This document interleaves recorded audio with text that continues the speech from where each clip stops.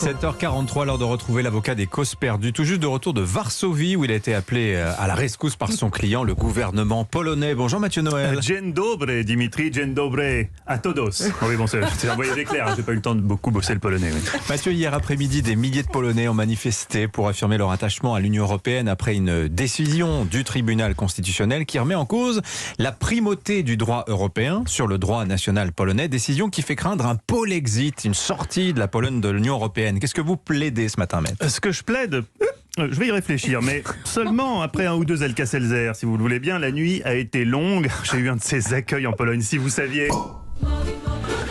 Ah, je peux vous dire, ils savent vivre. Ils connaissent pas grand-chose en droit. La hiérarchie des normes, c'est un concept un peu vague pour eux, mais ils savent vivre. Je vous cache pas qu'en arrivant à Varsovie, j'étais un peu circonspect avant de rencontrer mon client, le PiS. J'ai dit, vous êtes sûr que c'est vraiment le nom de votre parti, ça, le PiS? Ils m'ont dit, oui, toi pas inquiet. J'ai dit, moi pas inquiet, juste non chelou quand même.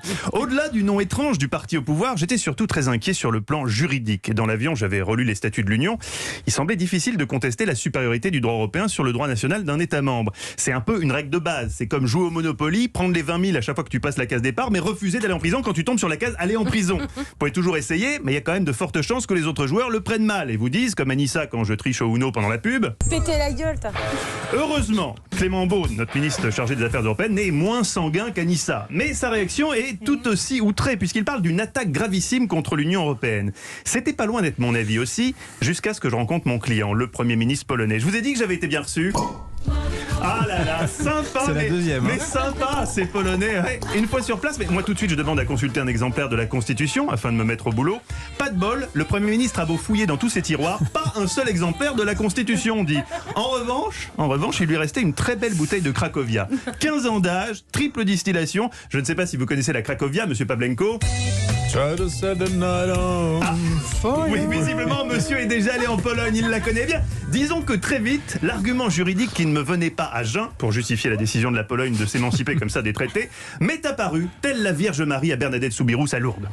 On était là avec le ministre Mateusz Morawiecki, plus ça allait, moi j'arrivais d'ailleurs à prononcer son nom. Vicky. Ouais, heureusement, au troisième verre, il m'a dit pas de chichi entre nous, appelle-moi Momo. Et là, Dimitri, soudain, tous mes cours de droit constit sont revenus d'un coup d'un seul. J'avais trouvé la parade juridique, l'argument massue, il tenait en 3 mots. Ah, rien à foutre. Mais oui! En droit pur, on n'avait aucune chance, alors il fallait y aller au bluff, en espérant que d'autres types pas doués en droit nous soutiennent. Et là, en termes de types pas doués en droit, on n'a pas été déçus.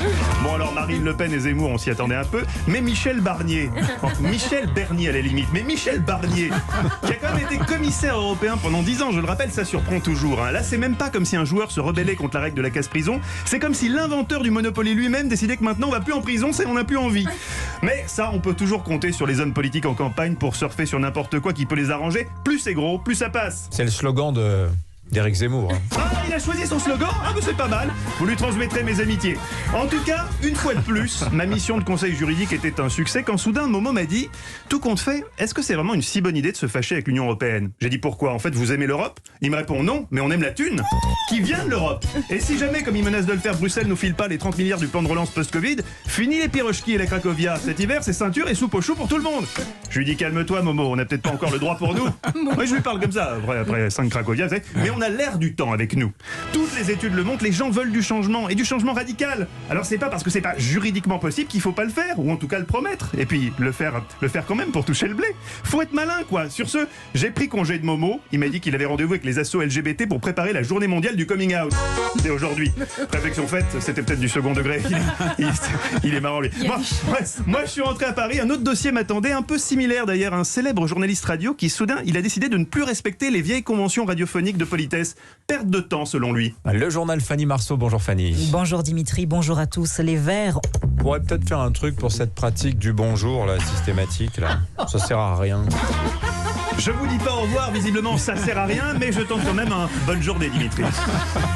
Merci Mathieu, bonne journée vous aussi. Et on vous retrouve à 16h avec Stéphane Bern dans Historiquement Vôtre. Historiquement Vôtre. 3 personnages, ils sont sacrément secrets. C'est notre thème aujourd'hui. On va parler de Manet, Salinger et Mylène Farmer. Tiens, vous pourriez rajouter Jean-Jacques Goldman. On pourrait, mais on n'a pas le temps. Bah oui, plus c'est 3. Vous êtes gentil de nous donner des idées comme ça. Les places sont chères. Merci Mathieu Noël, 7h48.